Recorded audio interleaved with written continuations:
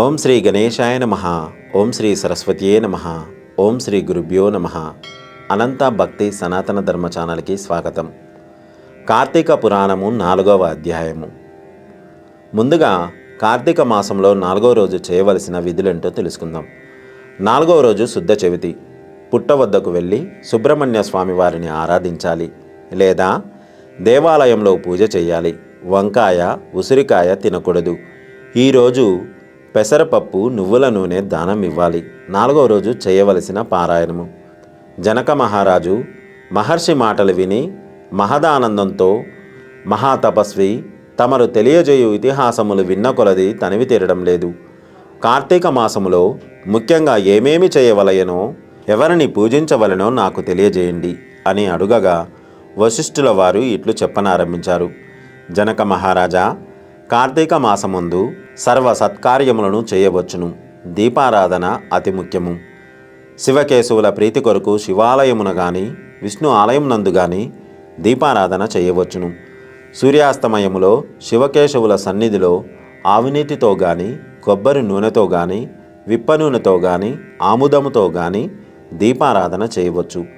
దీపారాధన ఏ నూనెతో చేసినను మిగులు పుణ్యాత్ములుగాను, భక్తిపరులుగాను, అష్ట ఐశ్వర్యములు కలిగి శివ సన్నిధికి వెళ్ళెదరు.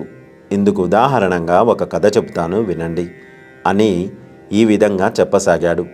కార్తీక దీప మహిమ. పూర్వం పాంచాల దేశము పాలించే రాజుకు పిల్లలు లేక అనేక యజ్ఞయాగాదాలు చేసినా అతడు సంతానవంతుడు కాలేదు. సంతానం లేదనే బాధ అతడిని వెంటాడుతుంది. ఒకనాడు ఆ రాజు వద్దకు పిప్పలాదుడు అనే ముని పుంగవుడు వచ్చి, పాంచాల రాజా, నువ్వు ఎందుకు విచారిస్తున్నావు అని అడగగా, ఋషిపుంగవ, నాకు అష్ట ఐశ్వర్యములు, రాజ్యము, సంపద అన్నీ ఉన్నాయి. నా వంశము నిలుపుటకు పుత్ర సంతానము లేక కృంగి కృషించి పోవుచున్నాను అని చెప్పాడు. అప్పుడు మునిపుంగవుడు, ఓ రాజా, కార్తీక మాసమున శివ సన్నిధిని, శివదేవుని ప్రీతి కొరకు దీపారాధనము చేసినచో నీ కోరిక నెరవేరగలదు అని చెప్పి అతడు వెళ్ళిపోయాడు. వెంటనే పాంచాలరాజు, అది కార్తీక మాసం కావడంతో పుత్రప్రాప్తికి అతి భక్తితో తన రాజ్యంలోని శివాలయములలో కార్తీక మాసము 1 రోజులు దీపారాధన చేసే విధంగా చాటింపు వేయించి, తాను కూడా కార్తీక మాస దీక్ష వహించి నియమానుసారంగా వ్రతము చేసి దాన ధర్మాలతో ప్రసాదములను ప్రజలకు పంచిపెడుతూ 1 రోజులు భక్తి శ్రద్ధలతో దీపారాధనలు చేశాడు. ఆ పుణ్యకార్యము వలన ఆ రాజు భార్య గర్భవతి అయి 9 మాసములు నిండిన తర్వాత ఒక శుభముహూర్తమున ఒక కుమారుణ్ణి కన్నది. రాజదంపతులు ఎంతో సంతోషించి తన దేశమంతటా పుత్రోత్సవములు చేయించి బ్రాహ్మణులకు దాన ధర్మాలు చేసి ఆ బాలునికి శత్రుజిత్తు అని నామకరణం చేసి అల్లారు ముద్దుగా పెంచుచుండిరి. రాకుమారుడు శత్రుజిత్తు దినదిన ప్రవర్ధమానుడై అన్ని శాస్త్రములు, ధనుర్విద్య, కత్తిసాము మొదలైన అన్ని విద్యలు నేర్చుకొనెను. కానీ యవ్వన దశలో దుష్టుల సావాసము చేతను, తల్లిదండ్రుల గారాభము చేతను, తన కంటికి నచ్చిన స్త్రీలను బలాత్కరిస్తూ, ఎదిరించిన వారిని దండిస్తూ తన కామవాంఛలు యథేచ్ఛగా తీర్చుకొనుచుండెను. తల్లిదండ్రులు కూడా తమకు లేక కలిగిన కుమారుని ఎడల చూసి చూడనట్లు, విని విననట్లు ఉన్నారు. శత్రుజిత్తు ఆ రాజ్యంలో తన కార్యములకు అడ్డు చెప్పేవారిని చంపుతానని కత్తి పట్టుకొని ప్రజలను భయపెట్టుచుండెను. ఆ విధంగా తిరుగుచుండగా ఒకరోజు ఒక అందమైన బ్రాహ్మణ కన్యను చూడడం జరిగినది. ఆమె ఒక ఉత్తమ బ్రాహ్మణుని భార్య, ఎంతో రూపవతి. అట్టి స్త్రీ కంటపడగానే రాజకుమారుని మనసు కామ వికారముతో ఆమెను సమీపించి తన కామవాంఛ తెలియజేయగా, ఆమె కూడా అతని సౌందర్యానికి ముగ్ధురాలై కులము, శీలము, సిగ్గు విడిచి అతని చెయ్యి పట్టుకొని తన శయన మందిరానికి తీసుకొని పోయినది. ఈ విధంగా వారు ప్రతిరోజు అర్ధరాత్రి వేళ ఒక అజ్ఞాత స్థలములో కలుసుకొనుచు తమ కామవంచ తీర్చుకొనుచుండిరి. ఇట్లు కొంతకాలము జరిగినది. కొంతకాలానికి ఈ సంగతి ఆమె భర్తకు తెలిసి పసిగట్టి భార్యను, రాజకుమారుణ్ణి ఒకేసారి చంపవలనని నిశ్చయించుకొని ఒక ఖడ్గమును సంపాదించి సమయము కొరకు వేచి ఉన్నాడు. ఒక రోజున ఆ ప్రేమికులిద్దరూ ఒక శివాలయమున కలుసుకొనవలనని నిర్ణయించుకొని ఎవరికి వారు విడివిడిగా అచడికి బయలుదేరారు. ఈ సంగతి పసిగట్టిన ఆమె భర్త అంతకు ముందే కత్తితో సహా బయలుదేరి గర్భగుడిలో దాగి ఉన్నాడు. ఆ కాముకులు ఇద్దరును గుడిలోకి రాగా ఆ గది మొత్తము చీకటిగా ఉన్నది.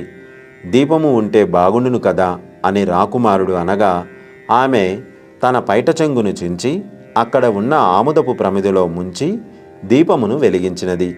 అదే అదునుగా ఆమె భర్త తనతో తెచ్చుకున్న కత్తితో ఒక్క వేటుతో తన భార్యను రాజకుమారుణ్ణి ఖండించి తాను కూడా పొడుచుకొని శివలింగం ముందు పడి మరణించాడు.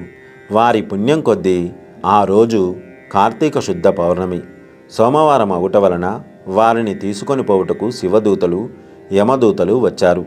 యమభటులు బ్రాహ్మణుని ఈడ్చుకొని తీసుకుపోతున్నారు. శివదూతలు ప్రేమికులు ఇద్దరిని విమానం ఎక్కించి కైలాసానికి తీసుకొని పోతున్న వారితో బ్రాహ్మణుడు, ఓ శివదూతలారా, కామాంధకారముతో కన్ను మిన్ను తెలియక పశువులుగా వ్యవహరించిన ఆ వ్యభిచారులను విమానములో కైలాసము తీసుకొని పోవుట చాలా విచిత్రంగా ఉన్నది అన్నాడు. అంతట యమకింకరులు, ఓ బ్రాహ్మణోత్తమ, వారు ఎంతటి నీచులైనా ఈ పవిత్ర దినమున అనగా కార్తీక పౌర్ణమి సోమవారం రోజున తెలిసో తెలియకో శివాలయములో శివుని సన్నిధిలో దీపం వెలిగించుట వలన అప్పటి వరకు వారు చేసిన పాపములన్నీ నశించిపోయినవి కనుక వారిని కైలాసమునకు తీసుకొని పోవుచున్నాము. నీవు ఈ కార్తీక సోమవారం రోజున దీపారాధన చేయలేదు కనుక నీకు నరకం ప్రాప్తించినది. ఈ మాటలు విన్న రాజకుమారుడు పశ్చాత్తాపంతో, అలా ఎన్నటికి నీ జరగనివ్వను. తప్పులు చేసిన మాకు మోక్షము, సన్మార్గుడైన బ్రాహ్మణులకు నరకమా? తప్పప్పులు ఏ విధంగా ఉన్నప్పటికీ మేము ముగ్గురము ఒకే సమయములో ఒకే స్థలములో మరణించాము కనుక ఆ ఫలము మా అందరికీ వర్తించవలసినదే అని తాము చేసిన దీపారాధన ఫలములో కొంత ఆ బ్రాహ్మణుకు దానము చేశాడు. వెంటనే అతనిని కూడా పుష్పక విమానము ఎక్కించి కైలాసానికి తీసుకుపోయారు. జనక మహారాజా, వింటివి కదా, శివాలయములో దీపారాధన చేయుట వలన ఆ ప్రేమికులు చేసిన పాపములు పోవుటయేగాక కైలాస ప్రాప్తి కూడా కలిగినది. కావున కార్తీక మాసములో శివాలయమున దీపము వెలిగించిన వారికి మరుజన్మ ఉండదు. స్కాంద పురాణాంతర్గత వశిష్ఠ ప్రోక్త కార్తీక మహత్యమునందలి 4వ అధ్యాయము 4వ రోజు పారాయణము పూర్తి అయినది. సర్వే జన సుఖినో భవంతు, లోకా సమస్త సుఖినో భవంతు.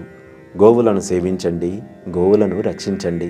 ప్రకృతిని కాపాడడం మన ధర్మం. దయచేసి ప్రతి ఒక్కరూ ఒక మొక్క అయినా నాటండి. మరిన్ని వీడియోల కోసం మా అనంత భక్తి సనాతన ధర్మ ఛానల్ని సబ్స్క్రైబ్ చేయండి.